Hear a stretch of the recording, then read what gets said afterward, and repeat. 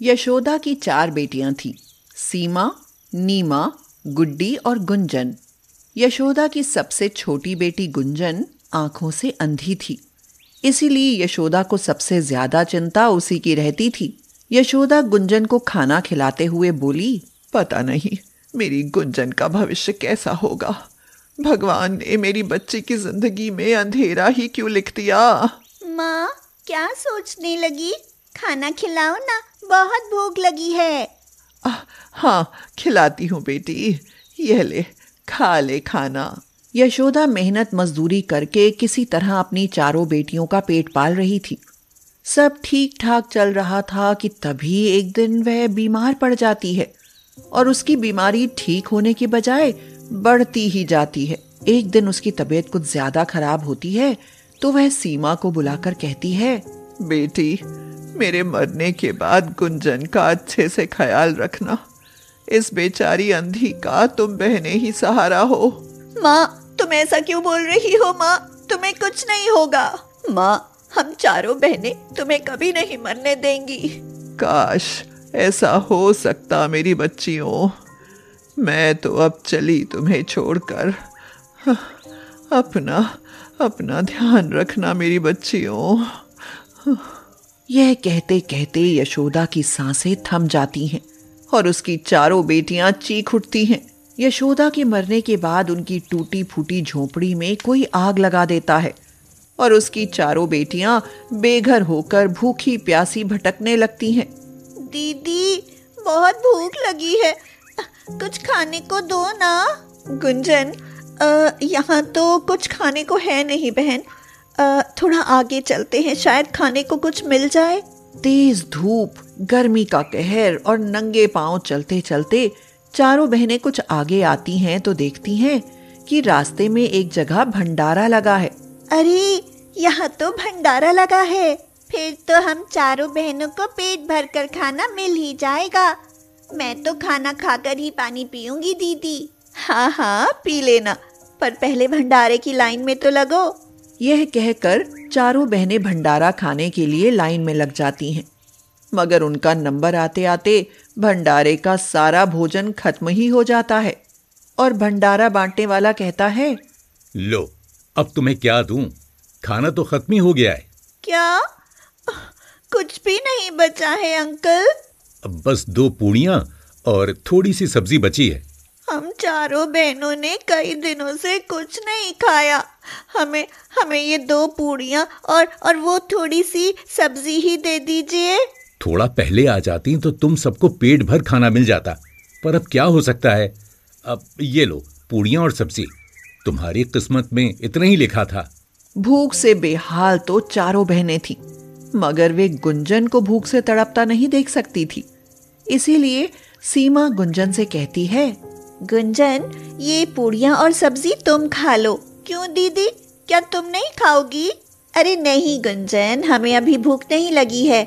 अपनी बहनों का ऐसा गहरा प्यार और त्याग देख छोटी सी गुंजन रोने लगती है और रोते हुए कहती है, तुम तीनों झूठ बोल रही हो, तुम सभी बहुत भूखी हो। तुम नहीं खाओगी ना, तो मैं भी नहीं खाऊंगी। खा लो बहन, जिद ना करो। दीदी, मुझसे अकेले ना खाया जाएगा। हम ऐसा करते हैं, 4 बहनें ना आधी आधी पूड़ी खा लेती हैं। यह सुनकर सीमा, नीमा और गुड्डी को गुंजन पर बहुत प्यार आता है और वे उसकी बात मान लेती हैं। सीमा बोली, ठीक है, हम 4 बहनें आधी आधी पूड़ी खाएंगे। अब तो खुश? हाँ, खुश। सीमा सबसे बड़ी थी, इसीलिए अपनी बहनों को पालने की जिम्मेदारी वह खुद निभाती थी। नीमा, गुड्डी और गुंजन की देखभाल का काम करती है। सीमा भीख मांग कर लाती और जो मिलता उसी में अपनी बहनों का गुजारा करती। एक रोज सीमा भीख मांगने के लिए जाती है तो एक जगह गुंजन के जैसी एक प्यारी सी लड़की को उदास बैठे देखती है। तुम कौन हो और इस तरह उदास क्यों बैठी हो? मैं नीनी हूँ। वहाँ देखो, उस सामने वाली दुकान पर खट्टे मीठे रंग बिरंगे कैंडी बिक रहे हैं। मुझे कैंडी खाने हैं, पर मेरे पास पैसे नहीं हैं। मेरा नाम सीमा है, तुम मेरी छोटी बहन जैसी हो। तुम उदास मत हो, मेरे साथ आओ, मैं तुम्हें कैंडी खरीद कर देती हूँ। यह कहकर सीमा उसे दुकान पर ले जाती है और 10 रुपए के खट्टे मीठे रंग बिरंगे कैंडी खरीदकर उसे दे देती है। कैंडी पाकर नीनी खुशी से फूली नहीं समाती और कहती है, आहा, खट्टे मीठे रंग बिरंगे कैंडी खाकर बड़ा मजा आएगा। लो 4 कैंडी तुम भी खा लेना। सीमा के हाथ पर 4 कैंडी रख नीनी वहां से चली जाती है और सीमा उन कैंडी को देख मन ही मन कहती है, आज भीख में 10 रुपए ही मिले थे, वो भी चले गए। लगता है आज तो हम चारों बहनों को कैंडी से ही गुजारा करना पड़ेगा, पर इसका कोई गम नहीं। नीनी तो खुश हुई ना। सीमा अपनी तीनों बहनों को एक एक कैंडी खाने को देती है और एक कैंडी अपने हाथ में रख लेती है और सोचती है, इसे भी मैं गुंजन को ही दे दूंगी। गुंजन खाएगी तो खुश हो जाएगी। सीमा यह सोच ही रही होती है कि तभी आसमान में बादल घिराते हैं और तेज बारिश शुरू हो जाती है। बादल और बारिश से गुंजन घबरा जाती है और कहती है, दीदी, मुझे बारिश से बहुत डर लगता है। हमारा तो घर भी नहीं है, फिर हम कहाँ छिपेंगे? दीदी, हम बारिश से कैसे बचेंगे? तुम घबराओ नहीं, मेरे साथ आओ, कहीं तो सिर छिपाने की जगह मिल ही जाएगी। यह कहकर सीमा गुंजन का हाथ पकड़कर अपनी बहनों के साथ सिर छिपाने की जगह ढूंढने लगती है, मगर तभी इधर उधर से बाढ़ के जैसा पानी बहने लगता है। यह देख सीमा नीमा से कहती है, नीमा, लगता है बाढ़ आने वाली है, हमें किसी सुरक्षित जगह पर जाना चाहिए। दीदी, सामने वह ऊंचा टीला है, वहीं चलते हैं। हाँ, चलो, तुम गुंजन का हाथ पकड़ कर रखना। सीमा अपनी बहनों को लेकर टीले पर आ जाती है तो उसका ध्यान कैंडी की तरफ जाता है जो अब भी उसके हाथ में थी, मगर अब कैंडी पानी में भीगकर चिपचिपी हो गई थी, इसीलिए सीमा उसे जमीन पर फेंक देती है। ओह, अब इसे कौन खाएगा? इसे फेंक देना ही ठीक है। सीमा कैंडी को वहीं फेंक देती है और बारिश थमने पर चारों बहनें वहीं एक पेड़ के नीचे सो जाती हैं। रात को जमीन पर पड़ी कैंडी अपने आप ही एक शानदार कैंडी घर में बदल जाती है। फिर सुबह जब उन चारों बहनों की आंखें खुलती हैं तो वे चौंक कर रह जाती हैं। वे पेड़ के नीचे जमीन पर नहीं बल्कि रंग बिरंगी कैंडियों से बने एक शानदार घर में आरामदायक बिस्तरों में सो रही थीं।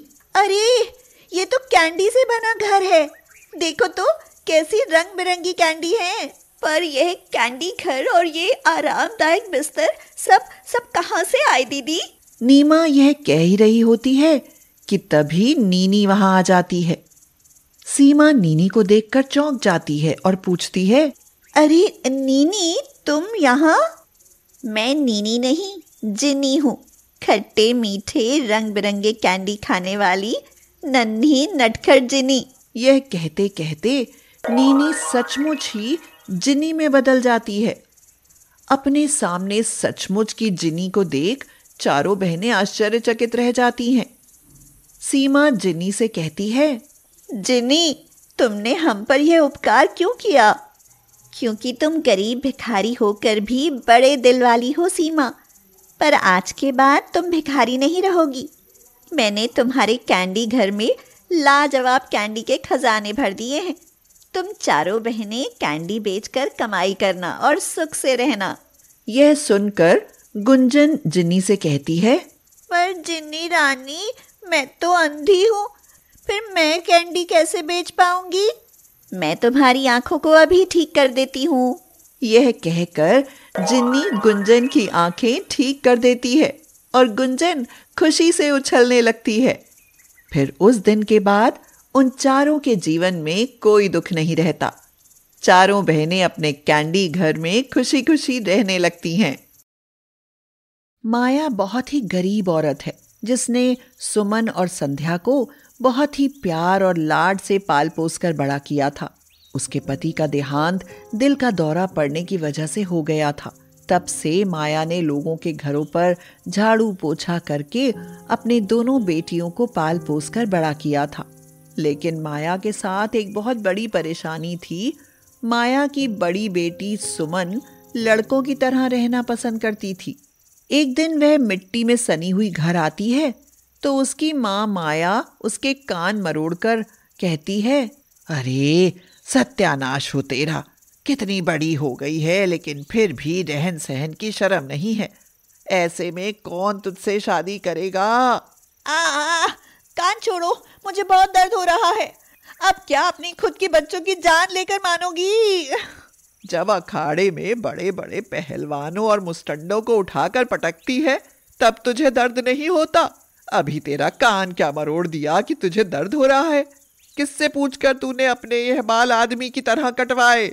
ओ माँ, तू जानती है ना कि मुझे लड़कों की तरह रहना बहुत अच्छा लगता है, और जब तक मैं कुश्ती खेलता हूँ ना तो मुझे फील आता है ऐसे बालों के साथ। रुक सुमन की बच्ची, तेरा फील तो आज मैं निकालती हूँ।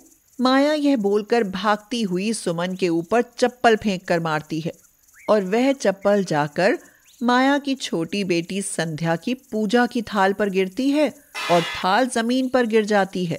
तभी संध्या कहती है, माँ, किस बात को लेकर आप दीदी से बहस कर रही हो? अब दीदी को जैसे रहना अच्छा लगता है वैसे ही रहने दो ना।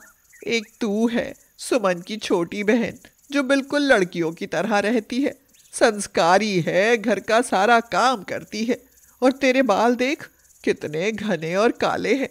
और ऊपर से तेरी ये बहन है जिसे कोई पीछे से देखे तो समझ नहीं आता कि आदमी है या औरत। माया सुमन की बहुत ज्यादा चिंता किया करती और उससे बहुत परेशान रहती, क्योंकि सुमन के बाल छोटे थे और उसे छोटे बाल रखना पसंद भी था। तो वहीं संध्या के बाल लंबे थे, उसे लंबे बाल रखना पसंद था।